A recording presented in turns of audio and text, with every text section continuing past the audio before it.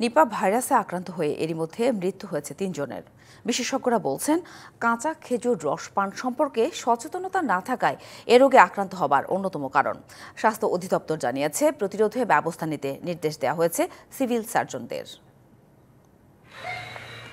নিপা ভাইরাসের প্রধান বাহক বাদুড়। বাদুড়ের লালা দিয়ে দূষিত খেজুরের কাঁচা রসকেই প্রধানত এ রোগের জন্য দায়ী করা হয়। খেজুরের কাঁচা দূষিত রস পানের মাধ্যমে মানুষ এই রোগে আক্রান্ত হয়। আক্রান্ত মানুষের সঙ্গে সুস্থ মানুষের সংস্পর্শে এই রোগ ছড়াতে থাকে।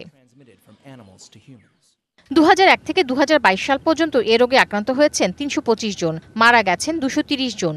রোগতত্ত্ব, রোগ নিয়ন্ত্রণ ও গবেষণা ইনস্টিটিউট IEDCR জানিয়েছে, এবছর নিপা ভাইরাসে আক্রান্ত প্রথম ব্যক্তি পাবনা জেলার। রাজশাহী মেডিকেলে চিকিৎসাধীন অবস্থায় মৃত্যু হয় তার। পরে বরিশাল মেডিকেলেও মারা যায় একজন।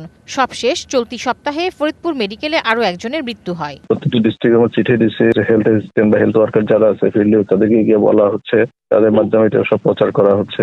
ডিস্ট্রিক্ট সিভিল সার্জনদের মাধ্যমে হয়, ওনারা এটা মেইনলি ডিস্ট্রিক্ট লেভেলের।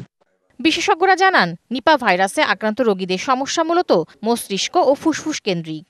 কালার এক্সপার্ট, জর্জ স্যাপ এবং মাইল্ড অন হ্যান্ডস টেকনোলজি সমৃদ্ধ অরিক্স ক্রিস্টাল ওয়াশ। আপনার যেসব রোগীর কাঁচা খেজুরের রস পানের ইতিহাস আছে, সংক্রমণ সন্দেহের তালিকায় তাদেরকেই ধরা হয়। মস্তিষ্কে যদি সংক্রমণ হয় মূলত, তাহলে তার এনকেফালাইটিস বা মেনিনজাইটিসের যে লক্ষণগুলো আছে সেগুলো দেখা দেবে। ফুসফুসে সংক্রমণ হয় তাহলে ওই মারাত্মক শ্বাসকষ্ট দেখা দেবে। আমাদের আইসিইউ ফ্যাসিলিটি ঢাকার বাইরে এটা খুবই কম, কিছু মৃত্যুর হার বেশি হয় এই ধরনের ফ্যাসিলিটিস বা উন্নত মানের চিকিৎসা না দেবার ফলে।